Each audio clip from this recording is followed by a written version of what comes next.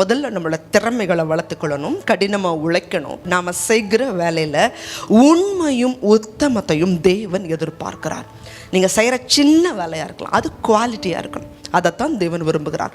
அப்படி இல்லாத பட்சத்தில் லஞ்சம் வாங்கும்போது, கலப்படம் செய்யும்போது, பொய்க்கணக்குகள் எழுதும் பொழுது ஒரு வேளை பணம் அதிகமாக வரலாம், அதோட கூட சாபமும் வரும், வியாதியும் வரும், எல்லா வித உபத்திரவங்களும் வரும். தேவனை பற்றி அறிவு யாருக்கு இல்லையோ அவர்கள் தான் உண்மை இல்லாமல் இருப்பாங்களா?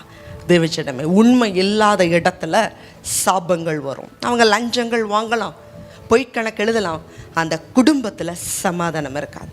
இந்த உலகத்தில் காணப்படுகிற எத்தனையோ விஐபி இம்பார்ட்டன்ட் பர்சன்ஸ், பெரிய பெரிய விஐபின்னு சொல்லக்கூடிய ஆட்களை நீங்கள் பாருங்கள், நெட்டில் பாருங்கள். எத்தனை பேருடைய வாழ்க்கையில் குடும்பத்தில் சமாதானம் இருக்கு. துன்மார்க்கருக்கு உள்ள செல்வ திரட்சியை பார்க்கிலும் நீதிமானுக்கு இருக்கிற கொஞ்சமே நல்லது. நீங்கள் செய்கிற வேலை சின்னதோ பெருசோ உண்மையாக செய்யுங்க.